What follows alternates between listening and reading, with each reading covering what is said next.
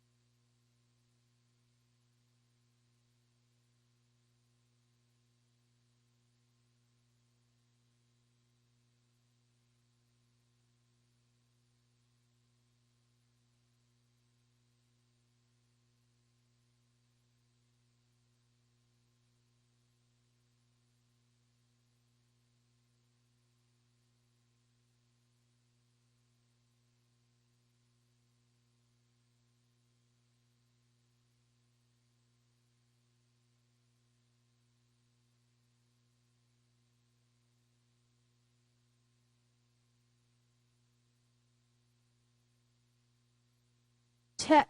Oh, okay. Yeah. Check. Check. Yeah, that's probably fine.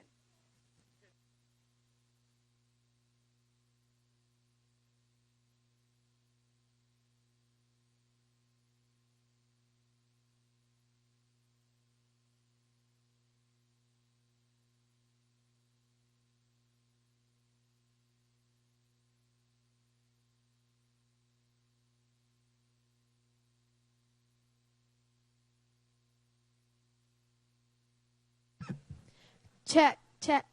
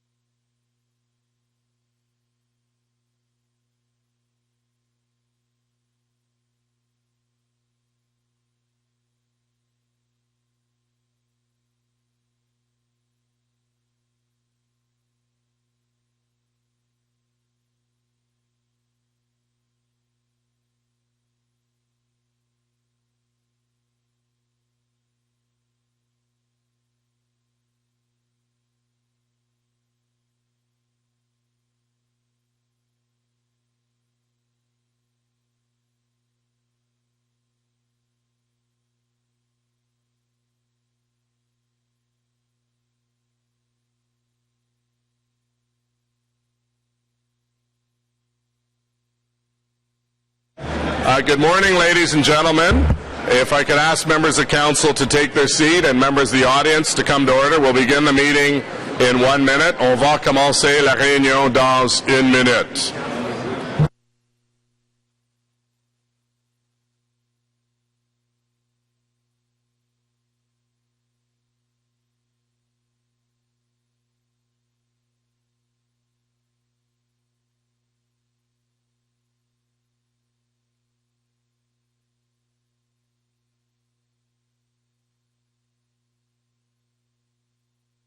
Good morning, ladies and gentlemen. Bonjour, mesdames et messieurs. Bienvenue à la... Welcome to the meeting of July 8th, 2015. For July 8th, 2015. For those who are able to, please stand for a moment of reflection and remain standing for the singing of our national anthem.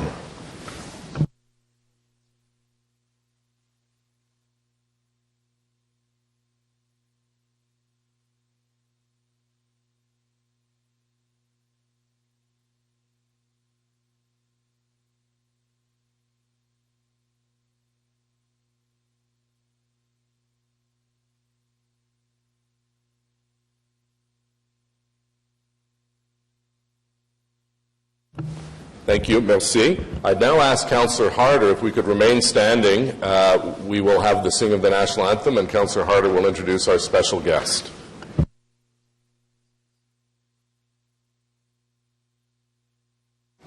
Thank you, Mr. Mayor. I'm pleased and honored to welcome two special ladies from Barrhaven today. Bryn McLennan was diagnosed with muscular dystrophy at age 12. She's an amazing young woman who has been on a path of learning and discovery which has led her to stem cell treatments. Stem cell treatments are the hope for people such as Bryn with muscular dystrophy. Stem cells are immature cells that can develop into any cell present in the bloodstream: red blood cells, white blood cells, platelets, and other blood components. People whose diseases inhibit their ability to produce these kinds of cells need a transplant of healthy stem cells from a donor in order to survive and function. Bryn has been actively engaged in educating and promoting stem cell awareness and education, and certainly I've attended a number of fundraisers in Barrhaven where she's been doing just that. Bryn's brother Ryan wrote a beautiful song, and it's called I'm Strong, and about her and for her, about the heart being the strongest muscle and how Bryn's heart is the strongest one he knows. He and Bryn created a stunning video that they posted on the Ellen channel. And so far, we checked this morning, they have 7,000 votes. It's their hope to achieve 10,000 views so that they could be on the Ellen DeGeneres show to continue their mission for stem cell awareness and education. Bryn's mother, Terry, she's also here with us today, is a big supporter of Canada's one-match stem cell registry. Fewer than 30% of people who require stem cell transplants find suitable donors in their families. One Match is responsible for finding and matching volunteer donors with patients that require stem cell treatments. Terry works tirelessly to encourage people to become stem cell blood donors so that people, like her daughter, can be given the life-saving treatments that they need. She truly believes stem cells are the medicine of the future, our bodies healing themselves. So, Bryn's brother could not be here today. He just started a new job in Toronto. So Bryn has asked Nyana Batnagar to sing in his place. And I just wanted to say the little bit of a connection that when Bryn was 13, she went to Tammy Raybould at Nepean School of Music for music training. And so she talked to Tammy, who suggested that her student, Nyana, be here today. Also, another little thing that I was telling the mayor is that my daughter, Elena, and her husband, Ryan, bought their house, and so Rachel is in the bedroom that Bryn grew up in as well. And there's other things too, including family relations. It's way too connected to talk about. But so Nyana is a 13-year-old singer from Barrhaven. She's a songwriter and guitar player. She has written over 15 songs and performs at various venues around Ottawa. She's got her mom here today and her dad.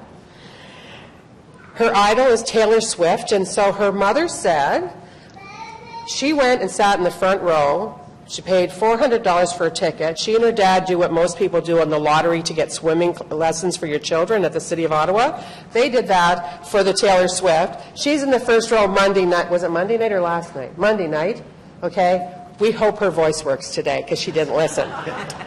She's going into grade 8 at Cedarview Middle School in Barrhaven, and last year she was on a TV show last summer called The Next Star on YTV, and made it to the top 12 out of 4,000 kids across Canada. So I ask you to have a good listen, and as Mayana performs "O Canada."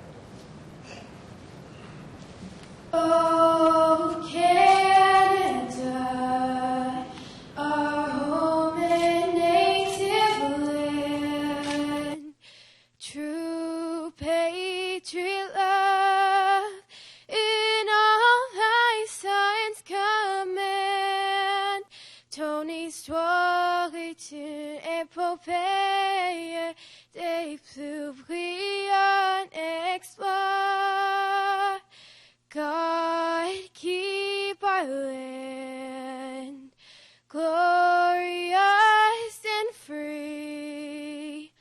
Oh, Canada, we stand on guard for thee.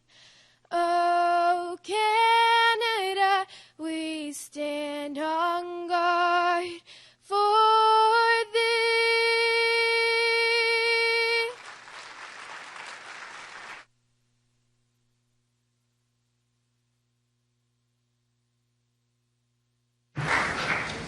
Well, that was wonderful. Thank you very, very much for being with us.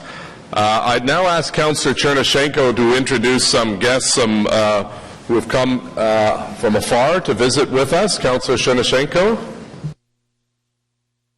Good morning. It's my great pleasure to welcome to Ottawa and Ottawa City Council a delegation from Hanover, Germany, as well as representatives from the European Union and ICLE, the International Center for Local Environmental Initiatives. Ottawa is part of an exchange with Hanover, and we have the pleasure of hosting them in our city these next 3 days, and an Ottawa delegation will travel to Hanover in October.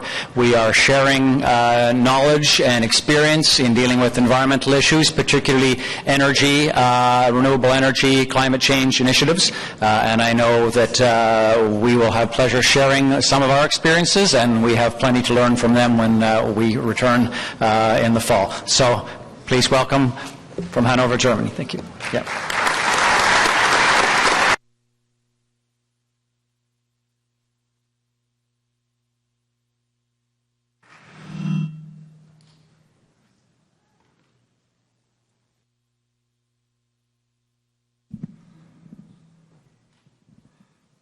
At this time, I'd like to invite Gwen Saluan and Zulika Stambouli to the podium for this meeting's City Builder Award, and also invite Councillors Rick Shirelli and Riley Brockington to join us.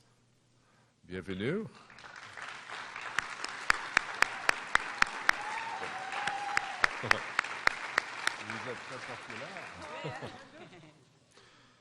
En janvier de l'an 2000, in January 2000, Ms. Saloon started a francophone version of a non-profit co-op playgroup for children 0 to 5 called Mes Petits Copains. Over the years, Ms. Zulika Stambouli associated with Gwen to pursue develop this wonderful initiative. Mes Petits Copains recently celebrated its 15th anniversary, having had hundreds of children and parents take part in the programming over the years. Parents et enfants. Parents and children were able to benefit from this program offered on Mondays and Fridays during the school year. Mes Petits Copains. In the gym, yoga or Zumba, storytelling, snack time, and songs to make up the core of the programming. And over the years, Gwen and Zulika began to include activities to introduce the children to their community and their city, such as cleaning the Capitol, visits with first responders, la marche littéraire Lire s'est donnée en collaboration avec Scholastique, et des sorties au musée, à la cabine à sucre vanillé, et des autres. At the end of each school year, Mes Petits Copains celebrates the graduation of its students with a small ceremony and a garden party. And even during the summer break, Gwen and Zulika volunteer their time to regular play groups at parks in the West End, culminating with a large family picnic in August. Depuis 15 ans, le groupe Mes Petits For 15 years now, Mes Petits Copains has become a center for children, parents, and new Canadians who want to expose their children to the Francophone milieu in Western Ottawa. Francophone community and the families that you have touched over the years. I'm very proud to present Mes Petits Copains with the Mayor's City Builder Award with the councillors that represent your two communities. Thank you for the great work. Merci pour tous vos efforts et félicitations. Thank you for all your great work.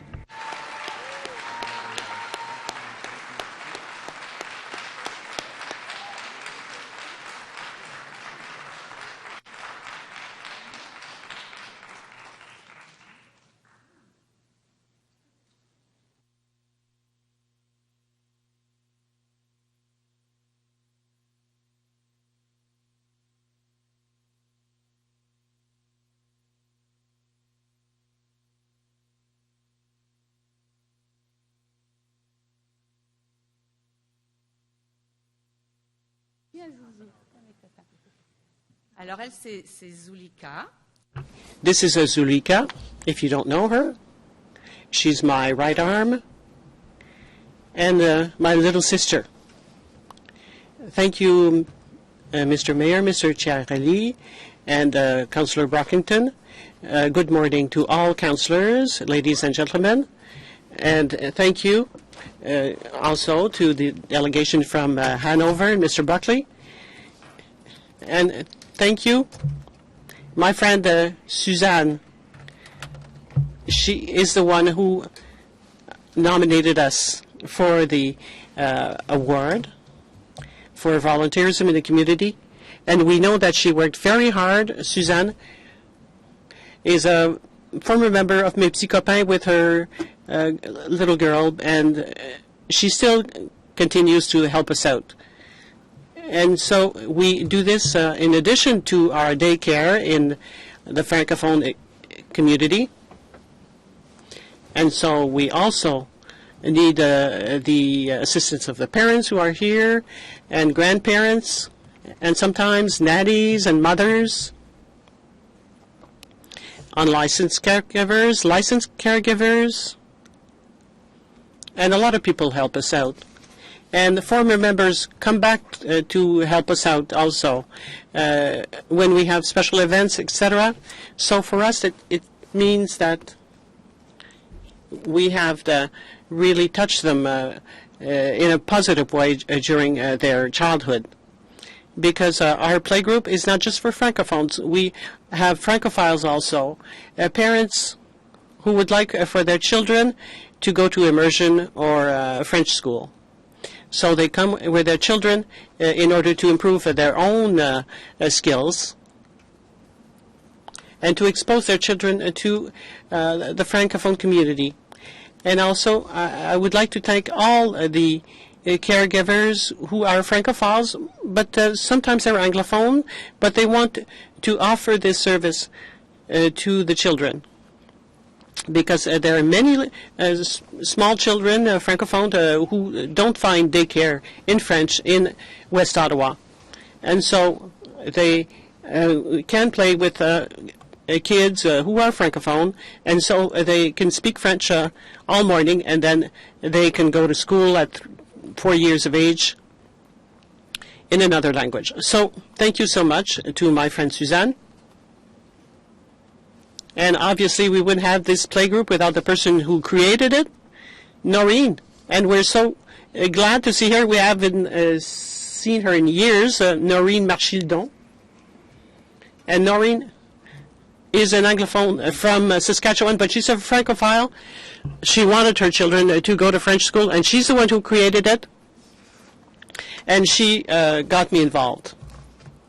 And I think that Noreen teaches immersion. So she speaks good French. So everything is going well. We eat well at Mes Petits Copains. There's also the church where we are. We wouldn't be able to have this playgroup without this room that we have in the church. It's called Trinity United. It's on Maitland, Ottawa.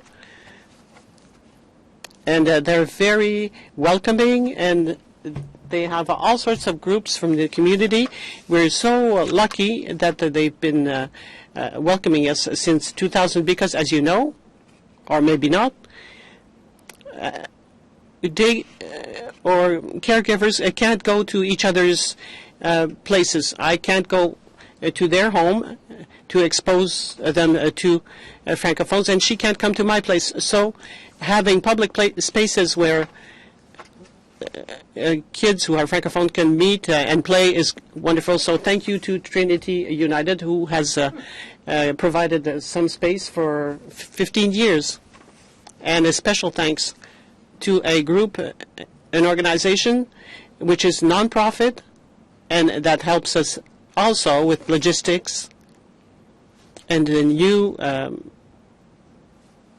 legislation on the children and daycares.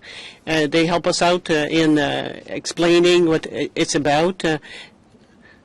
This is an organization called CPPRN, and they are represented today by Doreen, and they are very, very helpful because it was difficult at the beginning with my colleagues, especially the ones who are unlicensed, because is it over? I have to stop speaking? One last thing. From the bottom of our heart, I would like to thank Edna Ladouceur and Colonel Robitaille. Thank you so much for your attention. Thank you. Les petits copains, come take a picture.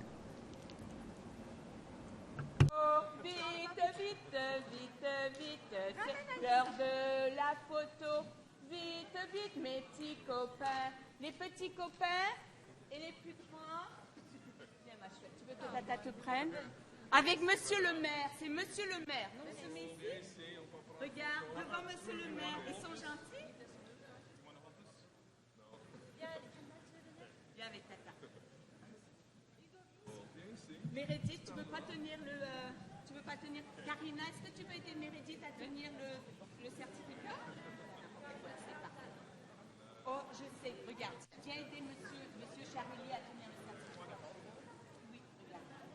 Oh, c'est trop fait, merci. Où il est mon bébé? Hugo. Moi, je veux ma petite... Est-ce que je peux la voir? Elle est où? Est-ce qu'on peut chanter merci, les petits copains? C'est un M-E-1-R, c'est un C avec un I. Rassemblez toutes ces lettres, vous y trouverez merci. Merci, merci, merci, merci tout le monde, merci mamie, merci Fiona, merci. Merci monsieur le maire. Désolée d'avoir pris tant de temps.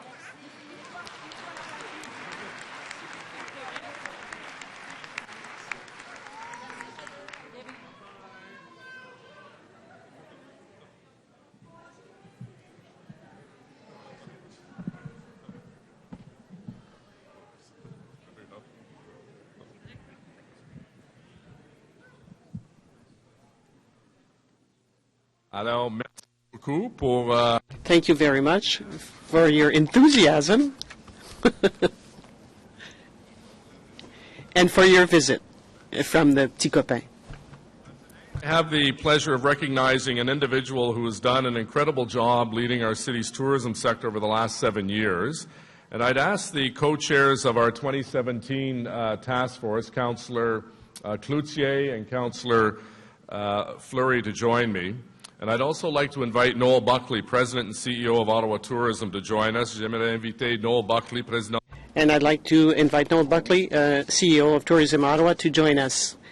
Thank you so much for having accepted our invitation. An enthusiastic delegation from the Ottawa tourism community. I think they're all here in one place. And for those of you who have not heard, Noel is stepping down from his position as President and CEO of Ottawa Tourism and returning to Niagara Falls to work as president and general manager of the Scotiabank Convention Centre. Now, all of us who know the tourism industry know that during his time here in Ottawa, Noel has advanced our tourism industry and cemented Ottawa's status as a popular destination for visitors from across Canada and around the world. J'ai eu le plaisir de travailler avec Noel. I had the pleasure of working with Noel and many times. Noel on a number of initiatives, including the creation of Events Ottawa. With its Bid More, Win More, Host More strategy, Events Ottawa has been integral in attracting world-class events to our city, like the 2012 NHL All-Star Game, and most recently, the successful 2015 FIFA Women's World Cup, to name just a few. And I've also had the opportunity to work closely with Noel on Ottawa 2017, our city's celebration of Canada's 150th birthday. Our team has been working hard to ensure that Ottawa is the place to visit in 2017, and Noel's leadership on this initiative has been invaluable. I'm confident that Noel's hard work, strengthen and unite our tourism industry, will help and ensure the success of our 2017 celebrations. Noel is an exceptional motivator and leader that I've had the opportunity of seeing in action many times over the years, both in my capacity at the Canadian Tourism Commission and now as Mayor of Ottawa. He's the kind of person that knows how to get the best out of everyone and sees opportunity in every challenge. He's also become a friend to everyone who worked with him, and I know that he will be greatly missed. Noel, I'd like to take this opportunity, City of Ottawa and my colleagues on City Council, to thank you and congratulate you on the exceptional work that you have done for tourism here in the community you've called home for the last 7 years. We wish you and your family, and members of your family are with you today, the very best in Niagara Falls. We look forward to hosting you again in Ottawa as a tourist. Bonne chance à toi et ta... Good luck to you and your family. It's my pleasure on behalf of City Council to proclaim today, July 8th, Noel Buckley Day in the City of Ottawa.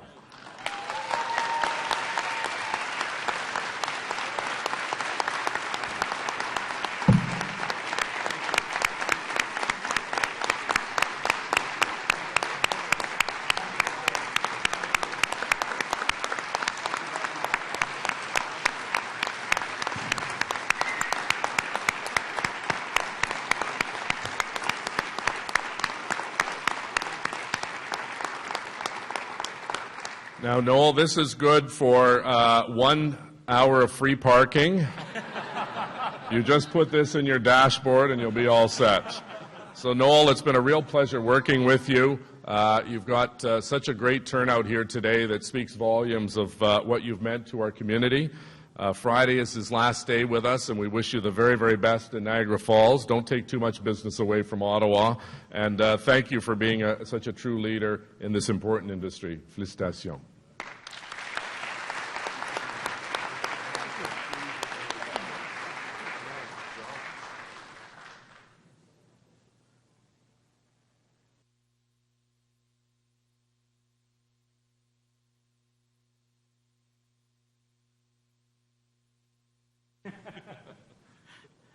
Thank you very much, Your Worship, and all members of Council. I'm incredibly honored, humbled, and feel incredibly privileged to have not only this proclamation today, but have had the opportunity to work here.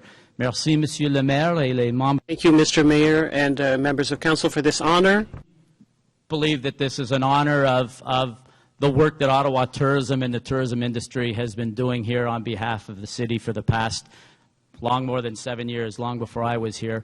When I look around at my colleagues from Ottawa Tourism and the board members who volunteer and the chairs of the board who give a lot of time and the associations and partnerships that we have, I feel like this is really a recognition that the tourism industry is now and recognized by this council and this mayor. And thank you very much for that partnership, but is an integral part of the economic development activity within the City of Ottawa.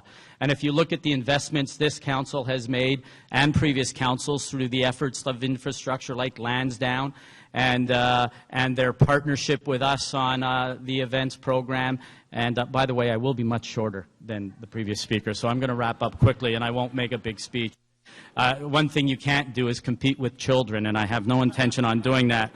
But I simply just wanted to say that I believe this is a recognition of the entire tourism industry in Ottawa, and that we are now a full member of the economic development opportunity that exists here with all of the great private sector employers on the tech side, and the great government industry that lives and works and contributes to this economy.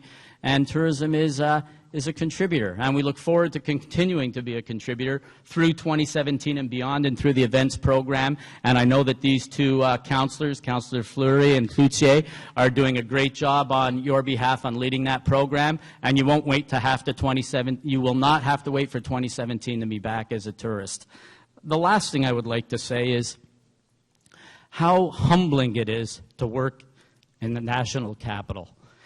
This is a very, very special place, and it really holds a special meaning for all Canadians. I've had the great privilege of being born and raised in Quebec, living in Ontario, living in British Columbia, and going through this great country. And the story of the country is told exceptionally well here in Ottawa, and anybody that works in Ottawa should every now and again remember just how privileged we are to work in this great, great city. And this city is a major contributor in partnership with the federal government of telling the great Canadian story. Every single chance I get to walk through the Hall of Honor, I go. I never turn down an invitation to be in there. I'd never turn down an invitation to be in here. I'd never turn down an invitation to skate on the canal. And it's a spectacular, spectacular destination that tells the spectacular story of what I believe is the greatest country in the world, with deference to my good friends from Germany. But I am extremely privileged to have had the opportunity to be here, and it's way more than time for me to wrap up. So thank you all very, very much, and thanks for this honor for the tourism industry.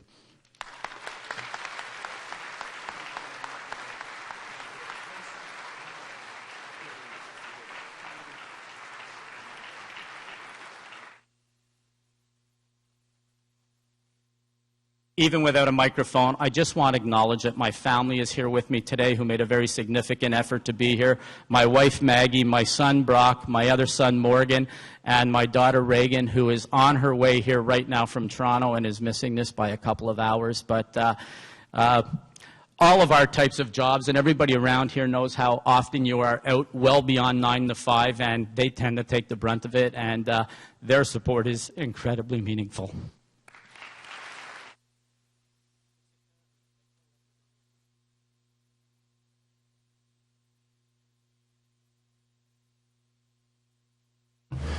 Thank you very much, Noel, and thanks to the great turnout from the tourism community.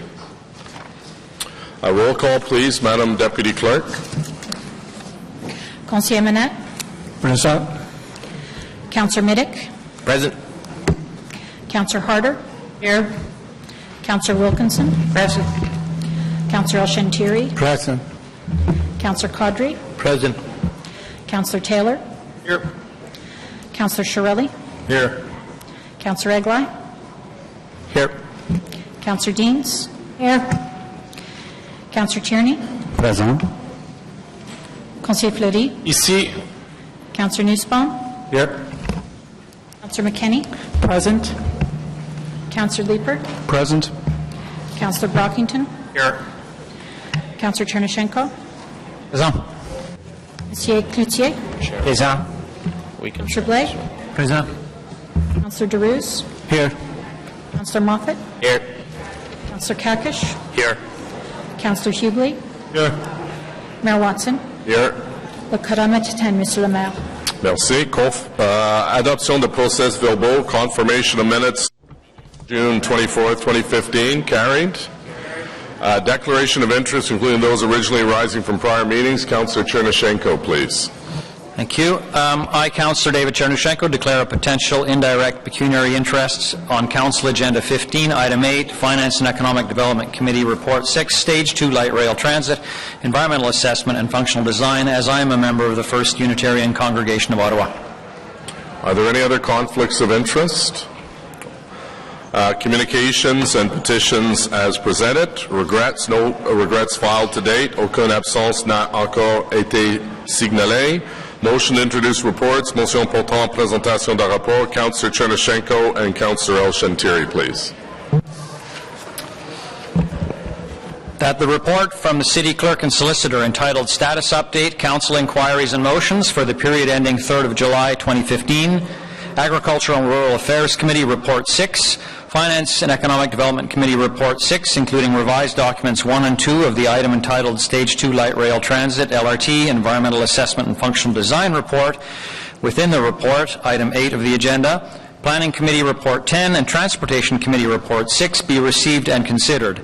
That the rules of procedure be suspended to receive and consider the revised Finance and Economic Development Committee Report 5B, as due to a staff error, some recommendations were omitted from the cover page of the original Finance and Economic Development Committee report issued.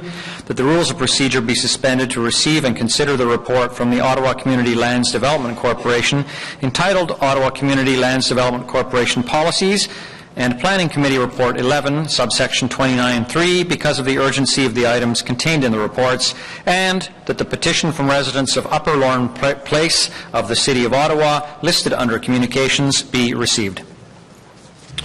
On the motion, carried. Adopté. Reports, Ottawa Community Lands Development Corporation report. Carried. Thank you, Councillor Wilkinson. City Clerk and Solicitor, status update, Council inquiries and motions for the period ending July 3rd, 2015. Received. Committee reports, Agriculture and Rural Affairs Committee Report number 6, rapport numéro 6 du Comité de l'Agriculture et des Affaires Rurales.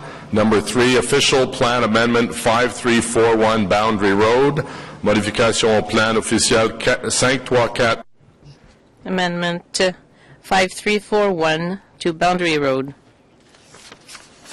To offset costs for private septic systems which require inspection due to source water protection plans. Carried. Electronic Message Center as part of the ground sign at 6107 Perth Street. Carried. Very busy time in Rideau Goulburn Ward. FEDCO report, proposed 2015-18 terms of council priorities. We'll come back to that because we have a roadmap motion that we'll deal with.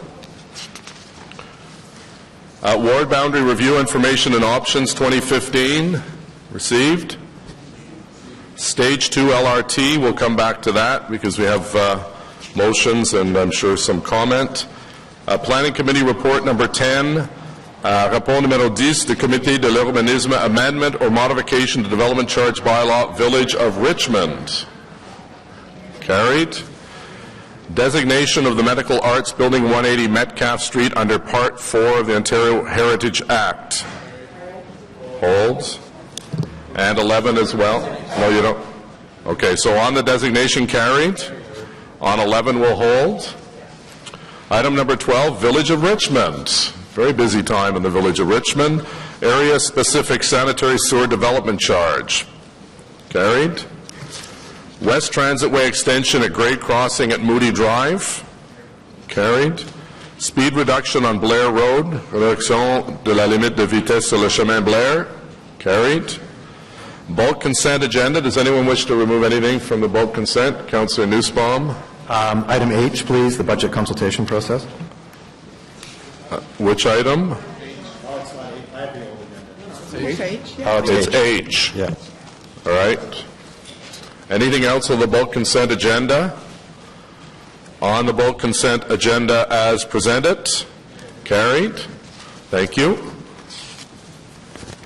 So we'll now go to Councillor Taylor, who has a motion seconded by Councillor Monette with respect to the roadmap to deal with proposed 2015-2018 term of council priorities. Councillor Taylor, please.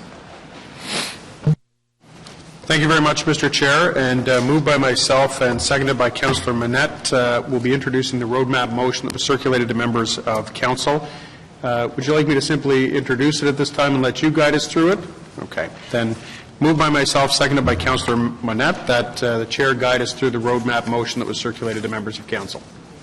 So I believe everyone does have a copy of the roadmap, so we'll go through it in order as presented by the clerk's office. So item number A is receive the 2011-2014 City Balance Scorecard Results Summary outlined in Appendix B.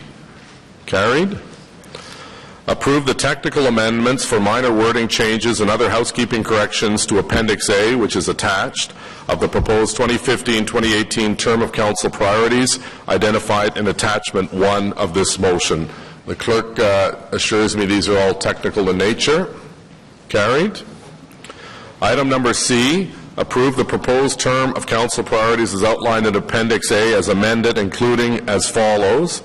1, the strategy map and 7 term of council priorities is outlined on page 4 and 5. Carried. The strategic initiatives and associated performance measures is outlined through Appendix A as amended by following. Section 1, FEDCO, and Councillor McKenney and Nussbaum have a motion that we'll ask them, McKenney will introduce at this time. So we'll deal with it as we come up with motion by motion. So the floor is yours, Councillor McKenney. Thank you, Mr. Mayor. This motion comes from, a long process through our budget process and our strategic initiatives process. We heard from many people that the provision for washroom facilities in our new LRT station was something that's important to them. The planning and construction of the O-Train Confederation Light Rail, the LRT project right now is underway. We have got 2 major transfer stations in that where residents, we anticipate up to, 10,000 an hour will be going through these 2 transfer stations at both Bayview and Herdman. They'll be coming from the west, they'll be coming from the east, and eventually, from the south, today from the south with Bayview.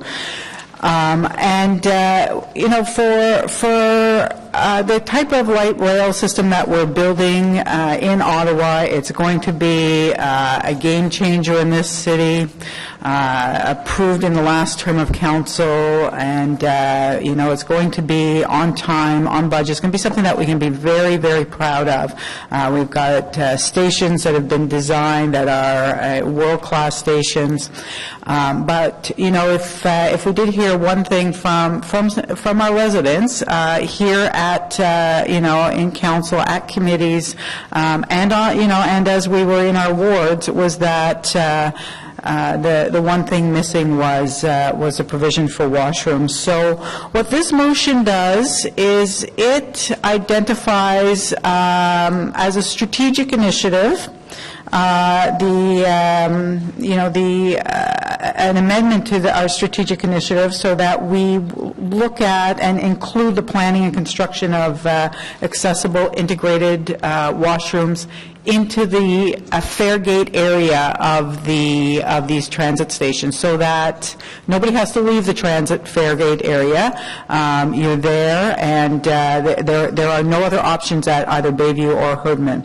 So it directs staff to develop options for the provision of washroom facilities within those areas, and to come back to committee and council by Q4 2015 with their recommended options and a funding plan. So I hope that I have the support of my council colleagues. I ask you to consider adding this as a strategic initiative, and we can ask staff then to go away and tell us how that might be done. Okay, thank you, Councillor. Councillor Eglai, I believe, has a direction to staff. Yes, thank you very much, Mr. Mayor. First, a quick comment. I will be supporting this motion, and I have a direction to staff which is related but not quite the same, in the sense that it's going to go to phase 2 of the process. So in line with the report that's coming forward, the direction that I'd like to give the city manager is that staff be directed to also provide information with respect to incorporating public washrooms in the Stage 2 LRT stations. Is that acceptable? Yes, Chair. Okay, thank you very much. Okay, that direction is so noted. Councillor Brockington on the motion. Thank you, Mr. Mayor. I just wanted to add that I strongly support this motion. I think it's a fair balance to look at locations both at Herdman, which is what I consider the center east, and Bayview, the center west of our downtown core. We certainly heard during the budget consultations at committee and at public consultation nights from a variety of public groups the need for accessible public washrooms along the LRT lines. And as Councillor McKenney had stated, due to the volume of riders, the fact that we have an aging population, that there are populations that have medical needs where a washroom is a priority and can, quite frankly, inhibit people's mobility because they don't know where they can go to access washrooms, I think this is the right thing to do. And finally, with the increase of tourists that are coming in 2017, and these LRT stations will be used, maybe these stations won't be open by then, but after the 2017 celebration, certainly I've always said I believe this is the right thing to do. They're not needed at every station, but certainly at these transit hubs that Bayview and Herdman will be, seems like the right thing to do to ask staff to come back and to develop options by the end of this year. So, Mr. Mayor, I strongly support this motion. Okay, thank you. Councillor McKenney, I'd be prepared to support the motion if we have one minor amendment. Right now it seems that the only budget source really is the LRT project contingency. I'd like to, hopefully this would be a friendly amendment, be it further resolved that staff be directed to develop options including private sector options, because there are companies that actually provide these. I know in France, for instance, that are self-cleaning and so on. Is that agreeable? Okay. Thank you. On the motion, carried? As amended, yes, carried. Thank you very much. Appreciate that. Next, so on Section 1, FEDCO, carried. Information Technology Subcommittee as presented, carried. Section 3, Agriculture and Rural Affairs Committee as presented, carried. Section 4, Planning Committee, Councillor Harder has a motion, seconded by Councillor Tierney as Chair and Vice Chair of the Planning Committee. Councillor Harder, please. Sorry, Mr. Mayor, did you want me to introduce it, or did you want me to read it? Well, you can, it's your choice. You've got 5 minutes, so you can do either or both. Okay. Well, I think that everyone has seen this motion. There's certainly been enough talk about it, and it's on the screen before you. What it does is it sets a framework, a suggestion of a framework. And so rather than speaking to the motion which is before you, I'll just speak to why I'm doing this.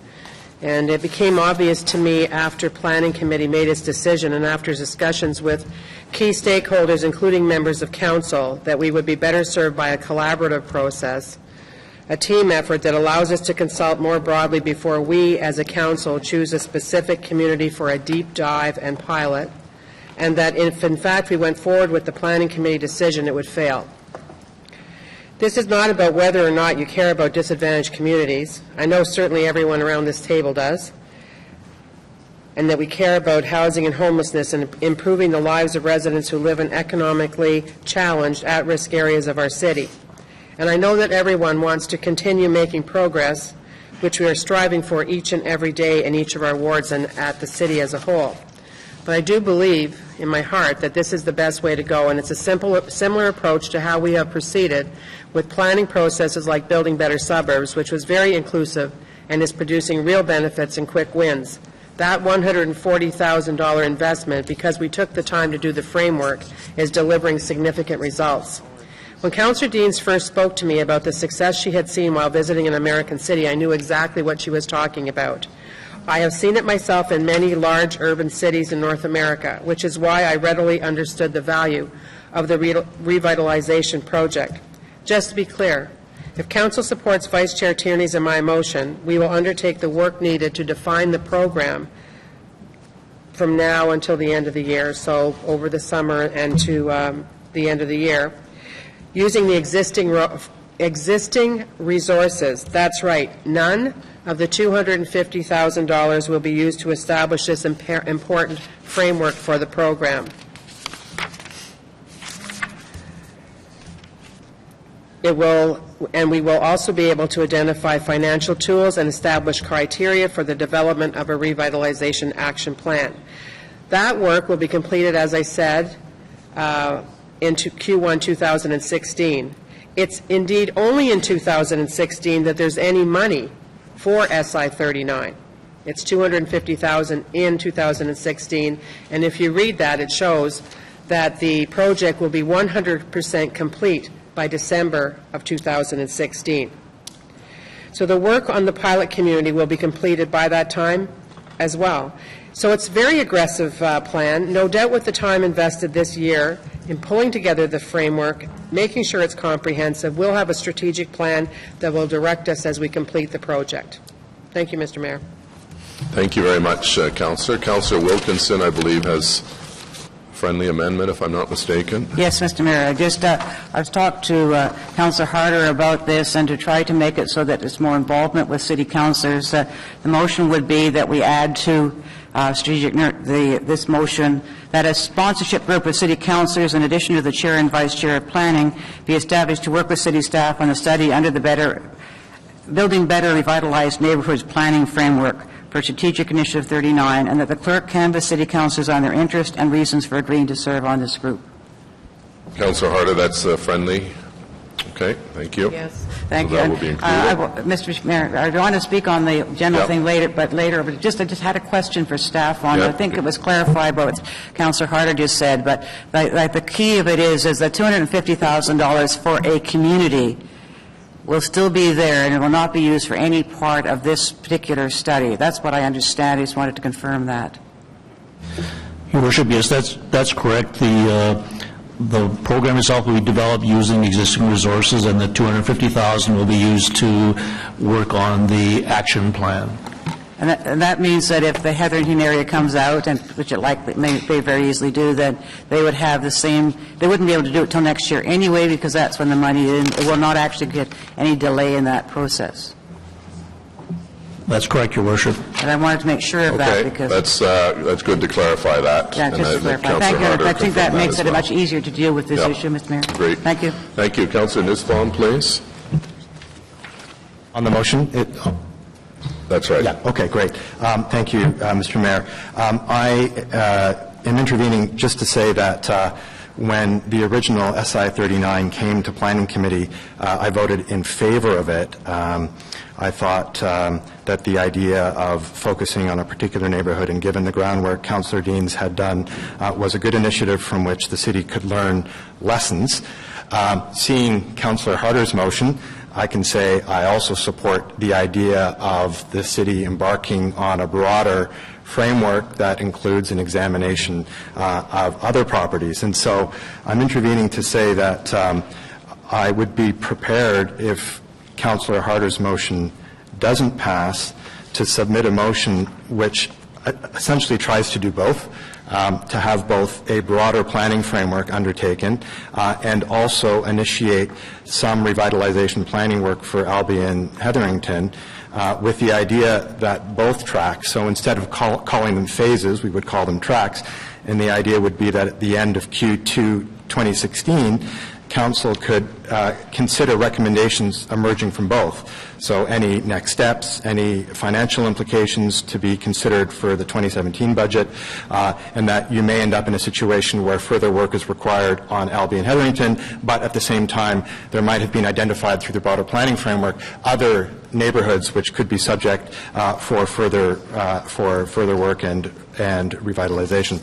So I'm not tabling this now because I think Councillor Harder's motion would come first in terms of the procedure, but I did want colleagues to be aware that there is this option for what I hope is seen as a compromise approach which would allow work to happen in both areas should Councillor Harder's motion fail. Thank you. Thank you, Councillor. This one, Councillor McKenney, please. Thank you, Mr. Mayor. I just also want to reiterate what Councillor Nussbaum said. I think that there's no doubt that we want to get started on revitalizing our neighborhoods. I support Councillor Deans in her efforts to get work started and to start looking at an exercise to revitalize Albion Hetherington.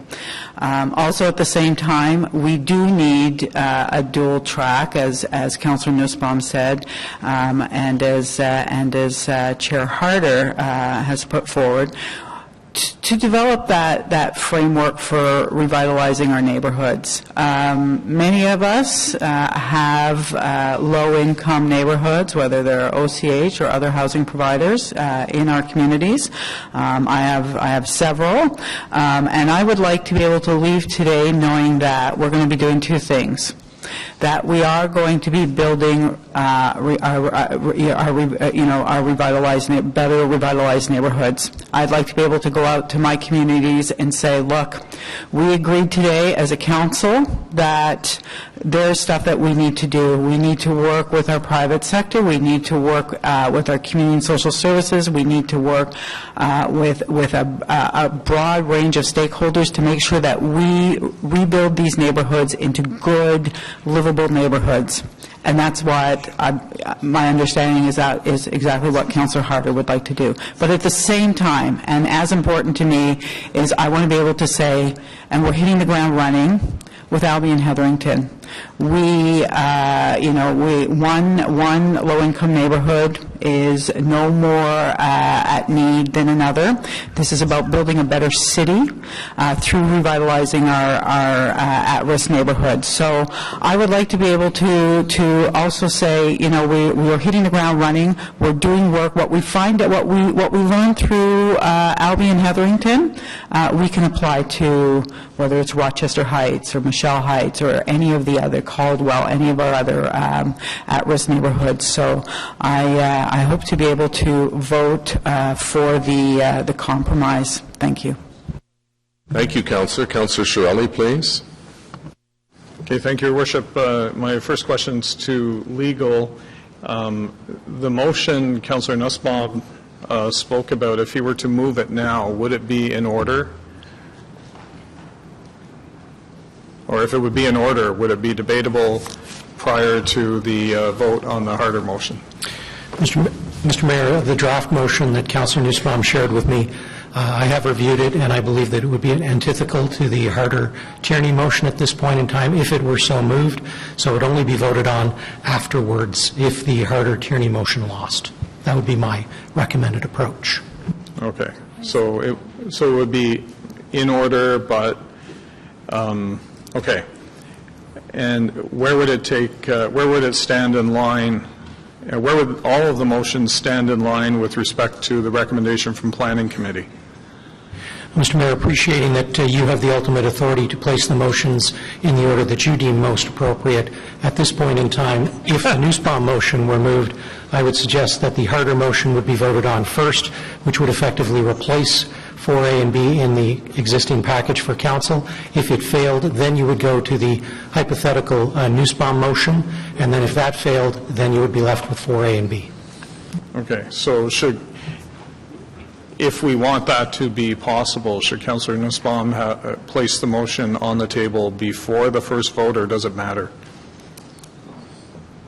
Mr. Mayor, for clarity's sake, he may want to move the motion now just to make sure that it's all in play and not end up with a different ruling should something unusual occur. Okay. Okay, thank you. Okay, so, all right, well then, okay, so procedurally, he's better off moving the motion now, and it may just be never debated or never voted upon, right? Mr. Mayor, I would believe it would be in the best interest of council to understand that if Councillor Nussbaum was moving his motion, that he move it now. Okay. So on the motion that we're discussing now by Councillor Harder, I just have a couple of points I'd like to make. One is we are elected by residents of the city to come here and from our various jurisdictions and exercise discretion on their behalf. That's why we're here. If all we're going to do is set up frameworks, processes, and formulas and and dictate the result on that basis, we don't need to be here. We are here to exercise that discretion. Council set up a process to determine the strategic initiatives of the city over the next 3+ years, and that process did not include this additional process. So aside from the fact that I think I could move a point of order that this motion is out of order because it attempts to replace the process Council passed when it adopted the process on strategic initiatives, which I may still do at the end of this. I still want to make the point that we're here to represent our residents and exercise discretion through subject matters like this. And I think as we move forward with all of the 60+ proposed strategic initiatives, it's our responsibility as a council to add or subtract from those using our discretion through this process, not by establishing additional ones. Secondly, I've heard people say, well, there are other communities that may also benefit or want to host, say, the first pilot project on this issue. Well, a lot of people may think my community is one of them. We just went through one of the most publicized shootings in the area back in January. We had huge public meetings where the public was very concerned. And I can tell you, I am not going to be parochial about this. I think there should be something done immediately. And Hetherington is the proposed option. And it's a proposed option that I think if we adopt it and actually do the work now, we will move the yardsticks considerably for everybody. And that includes my ward. And if Hetherington is improved, I think the whole city will be improved. Thirdly, we have an addiction on this council or in the city to too much process and not enough decision making. We took 7 years, regardless of which side you're on the Lansdowne issue, we took 7 years to get a decision. I was once asked on the sports radio channel why Ottawa would never bid on the Olympics, and my answer is it's impossible. We would never get the approvals done. So here we have an opportunity to actually do something, to make some mistakes, find out what works, and move the yardsticks. And I think that is the way to go, not standing around for several months trying to have a race to see which community marginally outpaces the others for this kind of thing, and then in the process we would lose the opportunity at Hetherington. Thank you. Councillor Aguilar. Thank you, Mr. Mayor.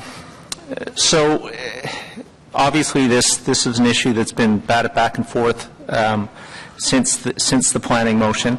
I happen to be at that meeting. I don't sit on at that committee, but I heard the debate that was going back and forth on it on the day.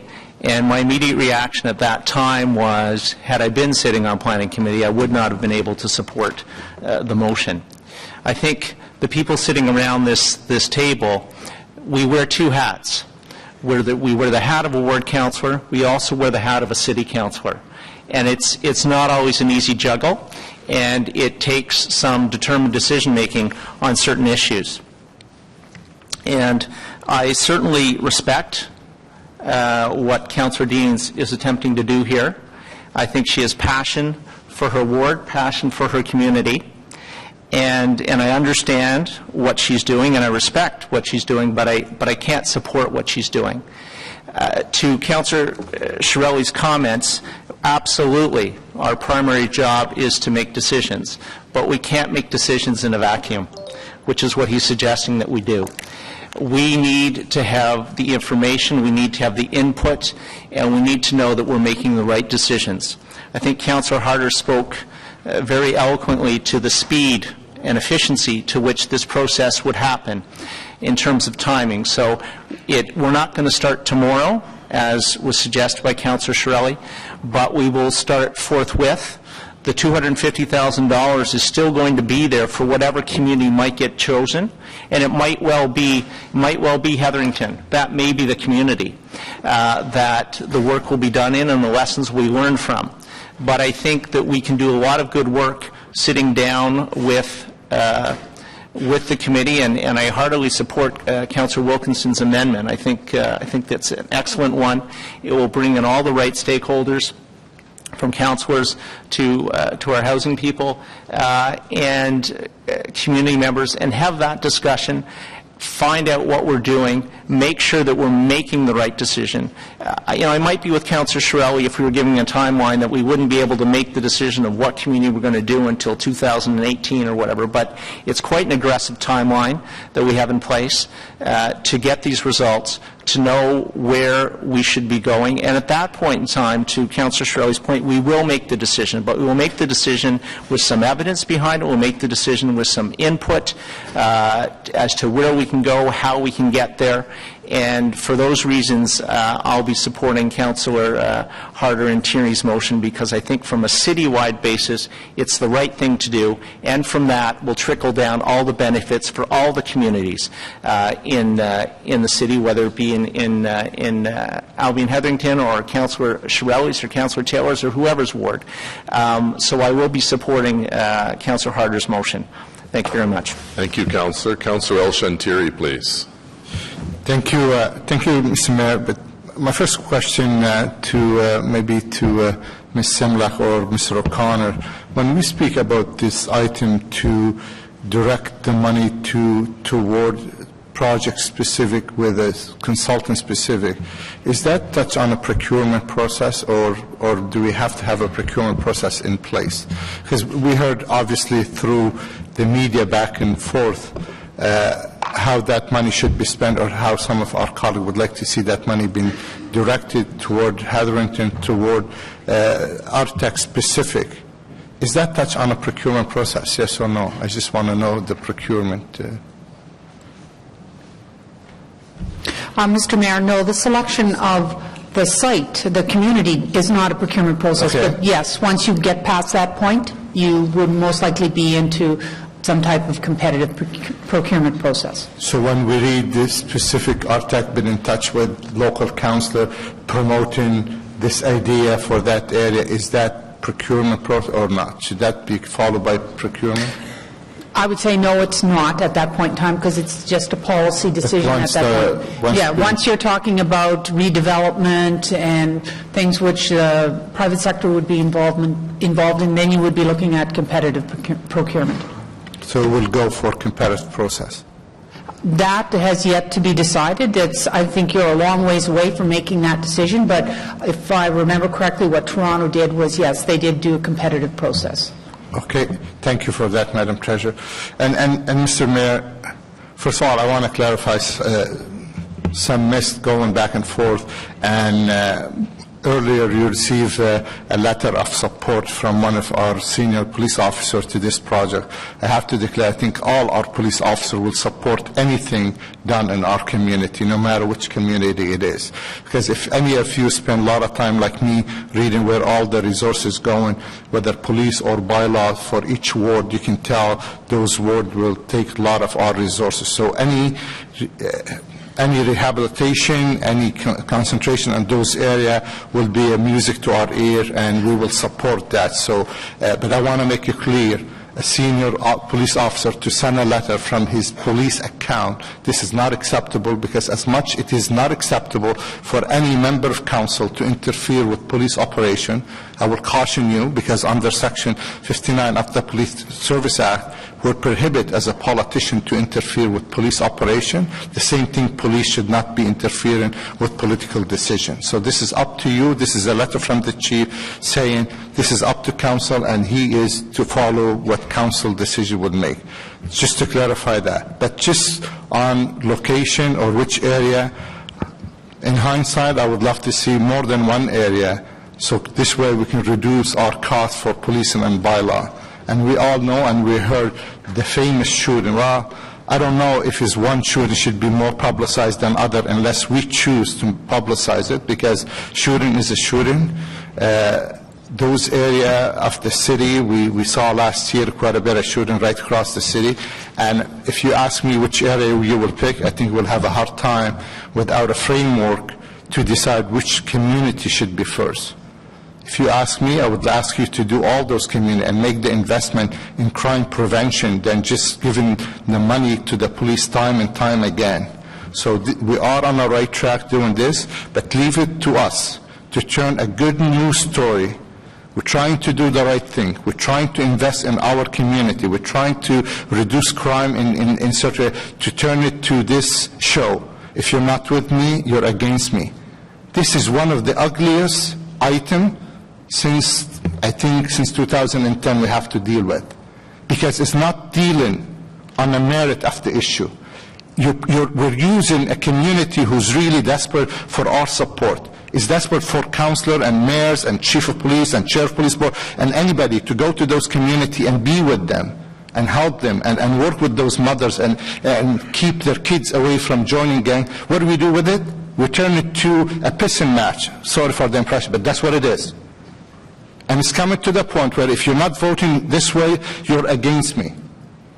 I will be voting for Councillor Harder's motion for one simple reason, that's setting the roadmap for us to do the right thing, and his commitment from the chair and the vice chair that money will not be spent on consultation, that money will stay to the community we choose in the future to spend our money on. So I caution you, colleague, please, let's not use those communities who's most vulnerable in our city as a soccer ball to push it from one net to the next. Thank you. Thank you very much, Councillor. Councillor Taylor, please. Thank you very much, Mr. Mayor. Foster Farm, Michelle Heights, Britannia Woods, they're all in Bay Ward. Pinecrest Terrace, Councillor Shirelli mentioned in his ward. Rochester Heights, Councillor McKenney's ward. All of these areas could be good candidates for renewal, and all of them are home to residents who live in a community that wants to make improvements in their neighborhood. Part of the strategic renewal process, though, I believe, is that we should be doing what was originally intended. We should decide on a community in a way that we decide to renew a community in a way that we've never really done before, and work with our partners, both city staff and our partners at Ottawa Community Housing, as well as residents, to select the community to start the process in, the community that's most likely to succeed when we start this process. It could be, as people have laid out, it could be Albie and Hetherington, but it might not be.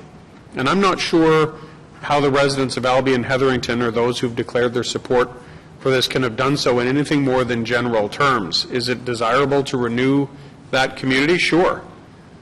Does that mean mixed-use housing? Does it mean commercial space? Does it mean relocating some residents? Does it mean a mix of rent supplements and affordable housing? You know, as the former chair of CPS and in my work with AMO on the Affordable Housing Task Force, and as a member of the OCH board, I'm all in favor of action. I think we should be doing absolutely as much as we can to try and affect change. But we can't get this wrong just because we want to get it done now. And there seems to be an urgency to this queue jumping that I don't quite understand. And I don't think this should be a case of ready, fire, aim. You have to follow a process. You can't throw a process out the window because you've got a hot issue. Ottawa Community Housing is in the middle of an asset review looking at the condition and context of every OCH community in this city. And it's important work that our staff are working on, and it will be ready in time to implement actual changes in 2016, the same time that the strategic initiative money and discussion will be available.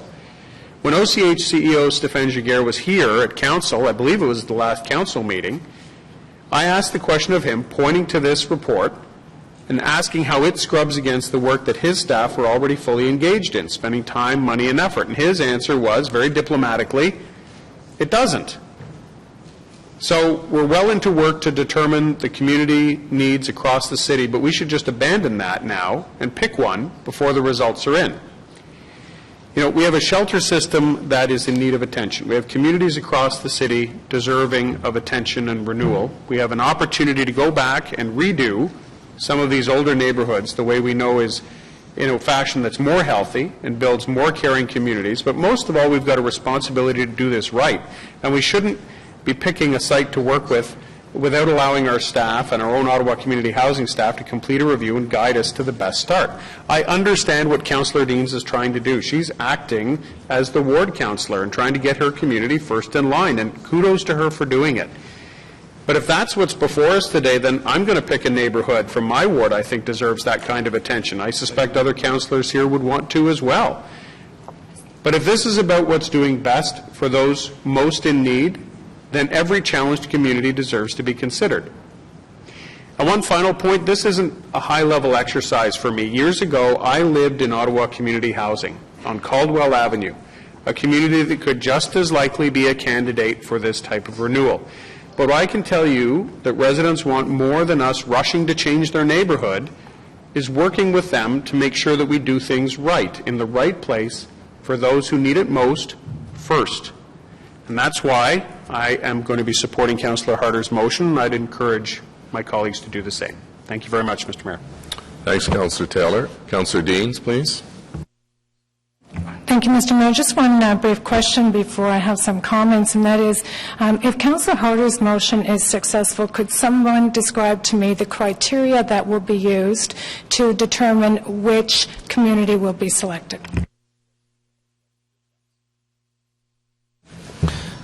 Mr. Chair, that would be certainly part of the program that we will establish. I think we haven't got any predetermined criteria, but it certainly be something that we would develop between now and the end of the year to be able to use in, a recommended site-specific. So, it certainly would tend to be, looking at the neighborhoods from, the demographic point of view, looking at the condition of the housing stock, looking at the availability of vacant land, looking at the availability of sites that the city may own. So, I think the criteria will be built on items such as that.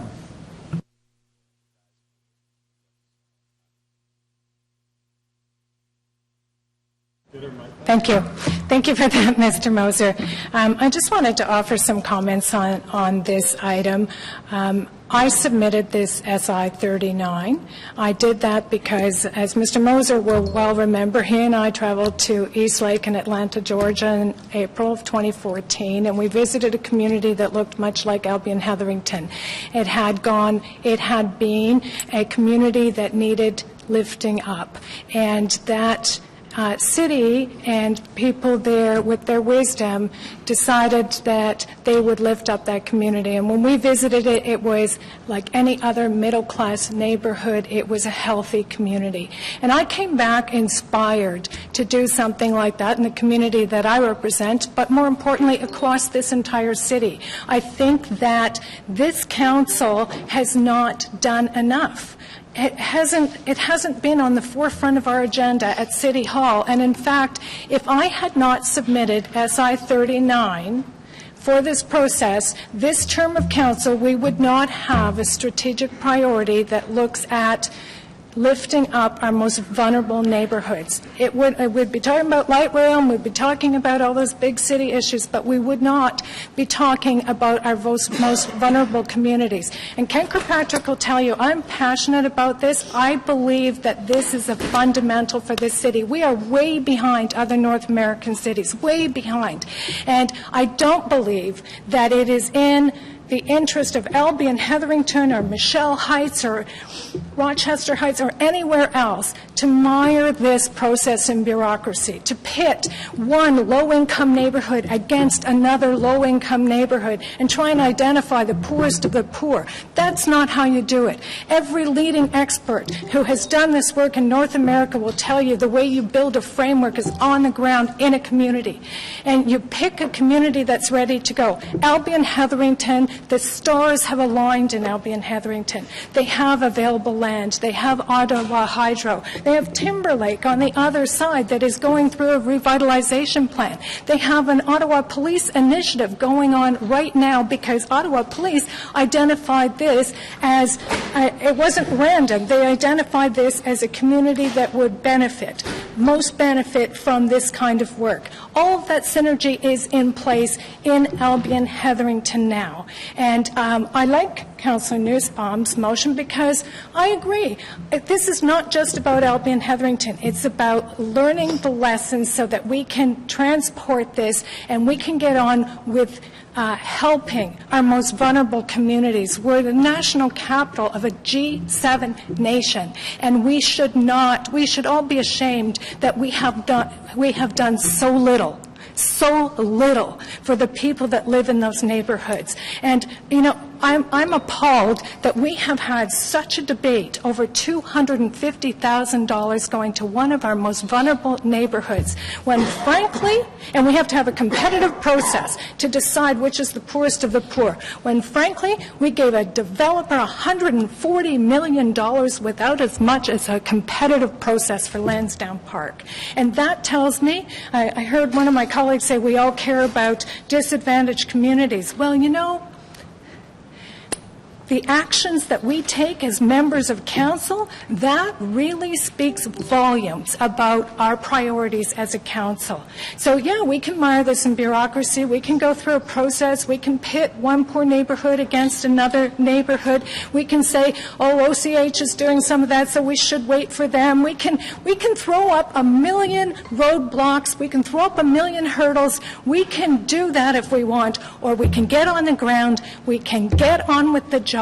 We can take the synergies that are there, we can learn the lessons, and then we can repeat this across this city, and we can help our vulnerable citizens, and we can be proud of having done that, because I think, frankly, that is the job of City Council. We need to do much better. We spend all kinds of resources after the fact dealing with the outcomes of poverty in those neighborhoods. And it's time that we took a different track. It's time that we said this is important for us, and we're not going to put up roadblocks anymore. We're just going to do it. And we're going to learn those lessons. And that's why I ask you not to vote for Councillor Harder's motion, because that's just bureaucracy. If you can wrap However, to up. say that I'm glad she's not going to use all the money now that originally was intended, but still, I would much prefer to do what the experts say and build a framework with the community from the bottom up. Thank you. Thank you. Councillor Fleury, please. Merci, Monsieur le Maire. Thank you very much, Mr. Mayor. I'd like to start by supporting Councillor Harder's motion. While there are some things that have been mentioned are very valid, I'd like to recognise the debate going on around the council table. I think it's important to look at this investment strategy in terms of affordable housing, but we also have to have a genuine understanding of what's happening in our various communities.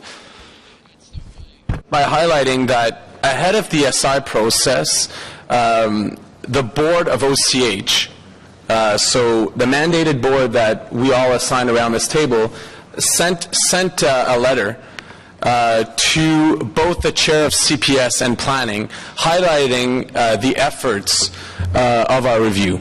And I think we need to just spend a couple of seconds on the review. We've shared with you, and you heard when Stéphane Giguère, our CEO, came to present some of those highlights. And we spoke of portfolio review, but we didn't detail what that meant. So we've started 6 months ago. We have 32,000 residents. We have 15,000 units across our city. That's a lot of communities, that's a lot of buildings, that's a lot of residents that we're housing day in, day out. We have a good understanding of the demographics. We have a good understanding of the number of units we have. We do not have a fulsome understanding of the building condition assessments, of the zoning values of the different investments, capital repairs and so on, that are required on our properties. Some are new, some are old, some are in dire needs of boiler replacements, roof replacements, window replacements. That is the review that we're currently underway. It's 6 months in. We're going to come to the OCH board, and I'd be glad to come back to council this fall to give a fulsome analysis of that data. Before we have that data, we have a general understanding of demographics and of the number of units. We don't have a fulsome understanding of the best investments and where we can get most return. We're just going to keep replacing windows and roofs, and we're not going to do that full analysis. Alors, sur cette base... So based on that, then, I would ask you to support Councillor Harder's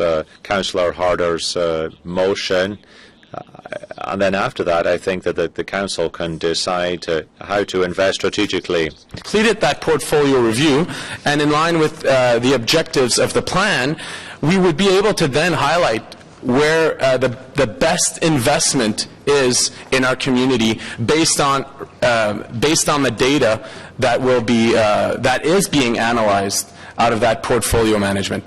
So I would highlight and say that this is not a vote against Hetherington. This is a vote of there are ongoing efforts from OCH staff and the OCH board to have a strong and really data analytics in front of us so that we can make the best investment, and hopefully we can do more than Hetherington, but we have to know which one would be the best return on investment, and which, I'm not sure that it's one community, maybe it's a series of buildings across the city, but we'll know that later this fall. Merci. Conseiller Fleury. Councillor Chernyshenko, please. Thank you. With the benefit then of perhaps a half an hour or so of debate on this subject, I want to clarify then, perhaps back with Mr. O'Connor, we're at the point where if we want to even consider Councillor Nussbaum's motion, we would have to defeat Councillor Harder's motion. Am I correct? That would be my interpretation, Mr. Mayor. Thank you. Any other speakers? I'll offer a couple of comments on this. J'aimerais faire quelques commentaires sur ça. To make some comments on this topic. Councillor Harder and Tierney's consensus motion is one that I will be supporting because it doesn't prejudge which community should be used as a pilot. There are literally dozens of worthy candidate communities, and we should not prejudge which one should go through the revitalization process before we have a framework and a roadmap in place. Councillor Harder and Tierney's motion suggests we establish a planning framework before we commit to a specific community, and I think that just makes good common sense. This takes absolutely nothing away from the good work that was originally proposed by Councillor Deans. Now, there are many examples before us of where the city has been really well served by doing some thoughtful planning ahead of selecting communities for additional planning and work. Let me give you a couple of specific examples. Building Better Suburbs, which was one of the projects that Councillor Harder worked on in the last term of council, a very good grassroots consensus-built process. The Older Adult Plan that Councillor Taylor worked on, again, we had a process in place, then we assigned dollars, and we're seeing tangible evidence of improvements to the lives of our senior citizens. Our Youth Action Plan, which was coordinated through Councillor Fleury as the chair of that. And I would take exception to those who criticize the work that we have done as being nothing. Last term of council, we invested $56 million from upload dollars into the housing and anti-homelessness project. Where I come from, $56 million is a lot.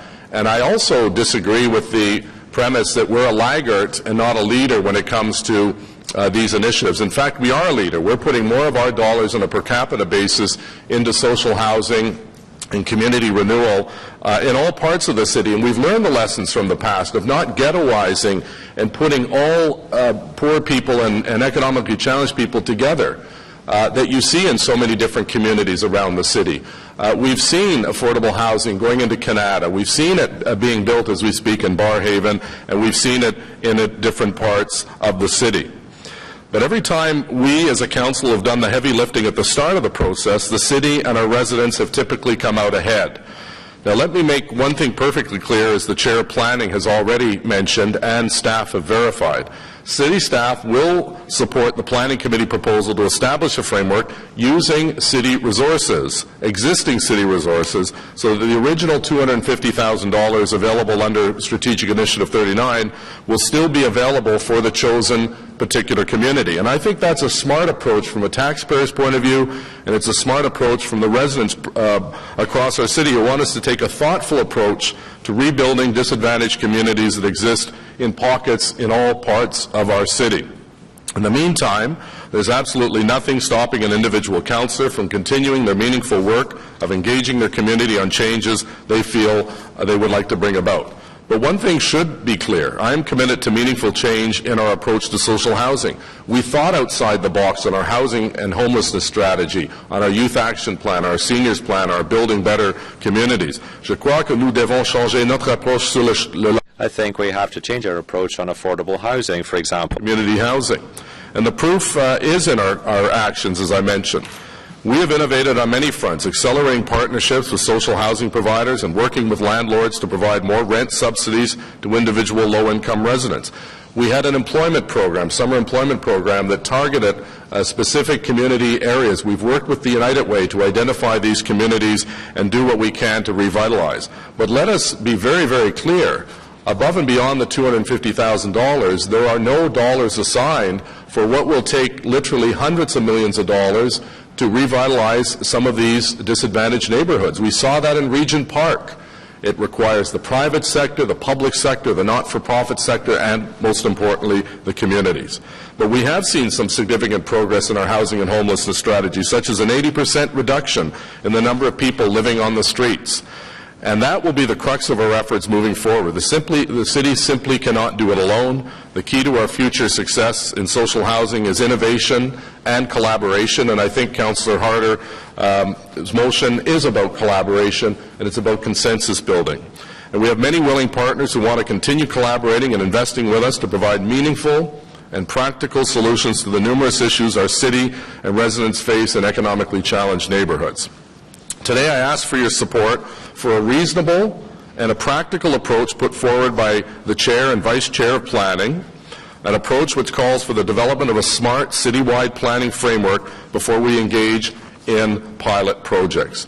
And the actual work of engaging with that community starts when the original SI was supposed to start, which is in 2016, as we all have seen. Today I'm asking you to support a practical approach which would start with an overall vision before we actually look at specific communities. Sir Wilkinson, seconded by Councillor Nussbaum. Motion for the broader group on the sponsorship group. Carried. Thank you, councillors. Next is Councillor Harder, seconded by Councillor Tierney. Carried. Yeas and nays have been called. Conseiller Manette? Oui. Councillor Leeper? Nay. Councillor Tierney? Yes. Councillor Middick? Yes. Councillor Moffat? Yes. Councillor Kakish? Yes. Councillor Taylor? Yes. Conseiller Cloutier? No. Councillor Egli? Yes. Councillor Deans? No. Councillor Shirelli? No. Councillor Hubley? Yes. Councillor Chernyshenko? No. Councillor Nussbaum? No. Conseiller Blais? Oui. Councillor Harder? Yes. Conseiller Fleury? Oui. Councillor Wilkinson? Yes. Councillor Brockington? No. Councillor Elshantiri? Yes. Councillor McKinney? Yes. Councillor Caudry? Yes. Councillor DeRuse? Yes. Mayor Watson? Yes. 17 yeas, 7 nays. On the Planning Committee section of SIs, carried. Section 6, or rather 5, oh, I'm sorry, Councillor Caudry and Wilkinson, I apologize. Councillor Caudry has a motion seconded by Councillor Wilkinson with respect to environmentally sustainable lands. Councillor Caudry, please. Thank you very much, Mr. Mayor. I'm sorry, this is in planning, so I apologize. So go ahead. Thank you. This is a motion, Mr. Mayor, that I've been trying to put forward through the SI process regarding the acquisition of identified by the city on the environmental lands. And in this case, there are 3 pieces of property that have been identified back as far back as 2011. And they were, again enforced in 2013 through a motion. And now what I'm doing with those 3 pieces, putting them back on the table to say, how do we go through the SI process in terms of acquiring these properties? And these properties, in the areas that they're located, they're important to those areas. And one of those properties has already been partially purchased, which is the one in the Armstrong Woods in the South Nepean area. And if, one's already done, the other 2 that were identified, obviously, is the 193 Urban Natural Feature Shea Road Woods, which is in the ward of Stittsville, and the Nantes Woods in 95 under the Urban Natural Feature also. So those 3 properties have been identified strongly by the city to be purchased, and all I'm doing with this motion, and I'll read some of the whereases as well as therefore be resolved, that we put this back on the table at this point. And the whereases are, Council approved a motion in March 2011 to direct any future excess amounts from the City of Ottawa sinking funds to the Environmental Acquisition Reserve Fund. And whereas the strategically identified 7 sites for partial acquisition through the development review process and 3 sites, UNA 193, and I've repeated those already. Whereas the acquisition, all of the features remain desirable for social, economic, and environmental reasons. Therefore, be it resolved that City Council approve that the partial or outright acquisition of the urban natural features identified in 2013 report be included as a priority in the 2015 to 2018 city strategic plan under the strategic objective ES1, support an environmentally sustainable Ottawa, and that planning committee oversight over the strategic initiative.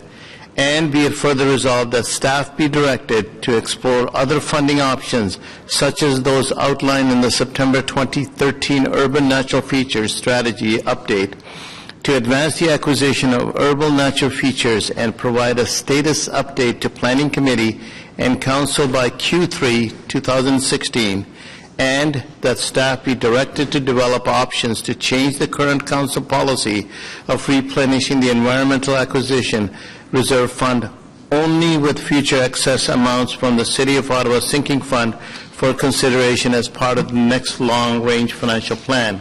And Mr. Mayor, this motion is seconded by Councillor Wilkinson, and I'm looking for support from my colleagues in this motion going forward. Thank you very much. Okay, thank you. So the challenge is the Environmentally Sustainable Fund does not have the resources, but you're thinking of future consideration. Okay. On the motion, carried. And on the Planning Committee as amended, carried. Section 5, Environment Committee. This is, there are 2 items, item A and item B, carried. Section 6, Transit Commission. There's 1 item, an amendment. Carried. It's amended. Item number 7, Community and Protective Services. I'm going to ask for a separate vote on do not exceed $400,000 in total costs. This limits ability for various communities that have larger projects to actually get done. So I would urge members of council not to vote for the $400,000 limit, because that's, as we all know, the price of a splash pad and a kid's play structure is very expensive, or a field house or things like that. So, Councillor Deans, you want to speak to this? Mr. Chenier, can you just remind us of the amount of money in this strategic initiative, and can you tell us why your recommendation was to cap each project at $400,000?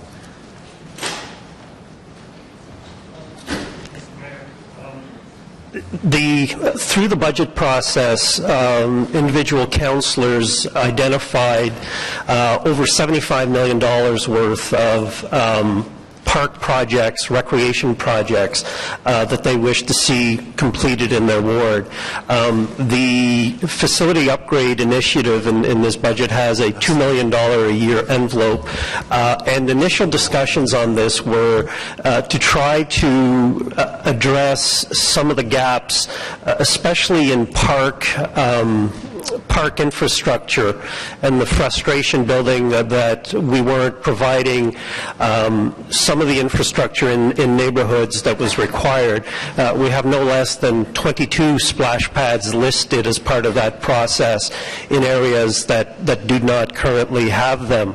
And so the $400,000 was an attempt to focus strategically the investments that would be made through our costing of park amenities. Probably the most expensive of the park amenities that we build in parks are splash pads that were up until now running around $400,000, but with recent information has probably been reduced to closer to $300,000. We thought that the $400,000 would provide a guideline to focus projects across the city strategically on things that have been identified as being real gaps in parks, as well as providing a guideline that would build things that would not have high incremental operating costs, because a lot of the projects that we have in the $75 million are to expand or add to buildings or build new buildings, which would of course be associated with an increased operating budget to run those. So that's where we came up with it. Okay, thank you for that explanation, Mr. Chenier, and I agree with you. I mean, I think what this exposes is the lack of investment that we have to put into our facilities and in our parks. And, you know, the gap between a $2 million annual envelope across 24 wards and an ask of $75 million that's a crater.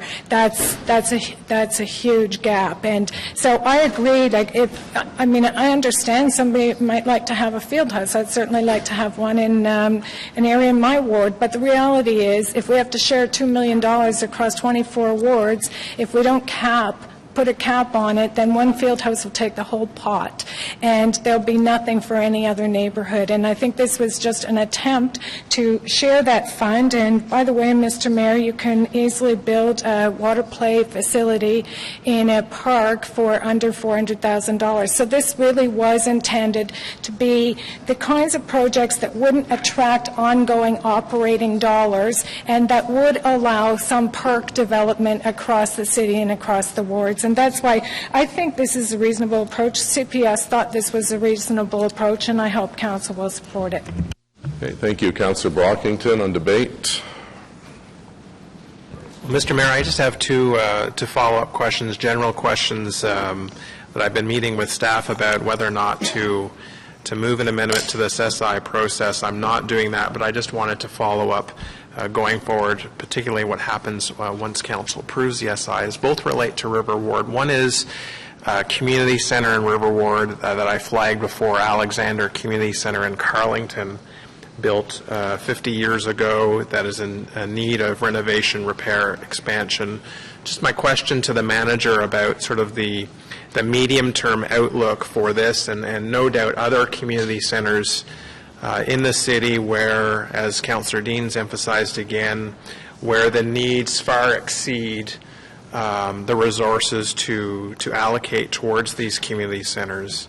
Just a comment from the manager, if I may, through you, with respect to Alexander in particular. Where does this appear on staff's radar?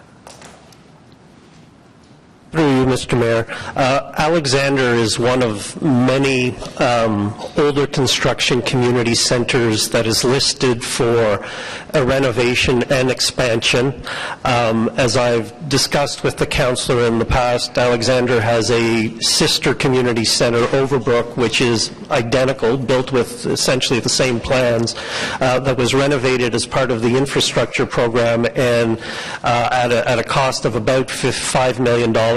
We have quite a few projects, probably more than a dozen, in that $5 to $15 million price range that at this point, barring a new initiative coming along to cover those costs, we simply don't have budgets for, certainly in the capital budget for the foreseeable future. Thank you. I mean, that's certainly a challenge within the community that sees a building that's basically at capacity, that 50 years ago may have met their needs, that newer community centers that are built or renovated have new services within them that we would like to see in Carlington. And I'm not, as I said, moving an amendment, rather flagging it as this is an example of a need that exists that I will be working with staff over the years to meet. My other question is with respect to, Mr. Mayor, through you, with respect to Mooney's Bay Park. There's a contingent within Riverside Park that I would like to see significant upgrades and renovations to the pavilion. And what I've committed to is actually taking a step back and looking at more of a vision for the entire park, which contains not just the pavilion itself, but Sue Holloway Fitness Park, the Terry Fox Athletic Center, the fact that this is ground zero for festivals in River Ward that we have every other weekend, a very large festival here. And through you to the city manager, a commitment to work with me on sort of a longer-term vision for Mooney's Bay Park. I'm not going to move. Again, I've decided not to go down the route of creating a new strategic initiative, but rather to get a comment on how we can work together over this term of council on Mooney's Bay.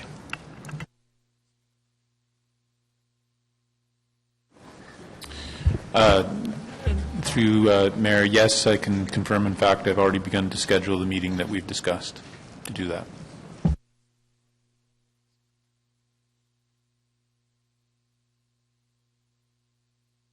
Okay, thank you. Councillor Hubley, please. Thank you, Mr. Mayor.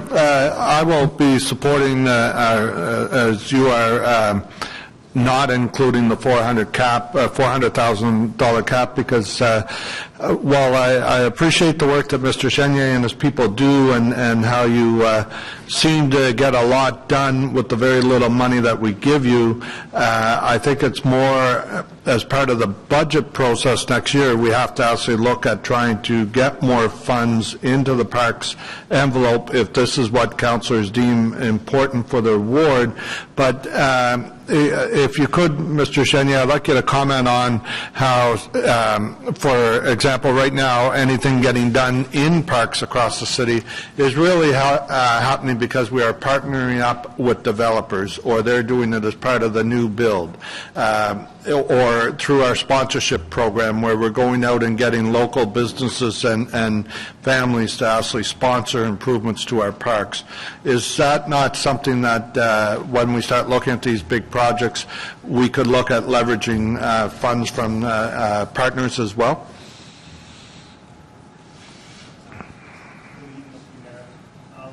And to amplify on the council does approve, and it's part of this SI package, $1 million for us to partner with community groups as part of our major capital partnership program. And a lot of play structures and benches and other kinds of park amenities get built through leveraging that $1 million into almost double the value in most years. And of course, we're always looking to the private sector or to sports leagues, for example, and others that have an interest in building up park amenities to leverage their funds to partner with us. And we're having some success in doing that all across the city. Thank you, Mr. Chenier. Mr. Mayor. Thank you. Councillor Aguilar, please. Thank you, Mr. Mayor. Mr. Chenier, the cap is proposed. Does that have any impact? Is there any interaction between that and the funding request that we've made to the federal government as part of the 150? Does that limit the projects that could go forward? Because I know some of the ones on that list were certainly in excess of $400,000. Would that then cut off the possibility of getting the matching funds from the federal government? Through you, Mr. Mayor, my understanding, and perhaps the Treasurer can confirm this, is that the funds in this particular SI were not to act as the backstop for the city's share of any project that we might be successful on. That's correct. So there's no cross-pollination, there's no interaction. We can support 400,000 and still have larger projects go forward as part of the 150 project? Okay, thank you. Okay, thank you. Councillor Blais? No. Okay, so as I mentioned, just to give you an example of the magnitude of some of these parks programs, of the, I think, 23 projects that went into the Canada 150 program, I think 18 of them were over $400,000. So I think it boxes us in, and we don't necessarily, the right project might come to the top, and it's $450,000, it's ruled out, and it's back to the bottom, will never get done. So on the first 3 and 5 items, carried, and then yeas and nays on the $400,000 cap per ward. Here's our hard-working deputy clerk. So yeas and nays on whether you want to keep a cap. Yes if you want to keep the cap, no if you don't. Conseiller Manette? No. Councillor Leeper? Yes. Councillor Tierney? No, sorry. No.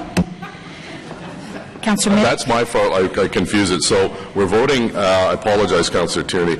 So it's if you support keeping the cap, you're voting yes.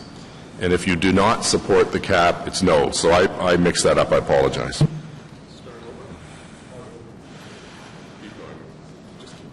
Councillor Middick?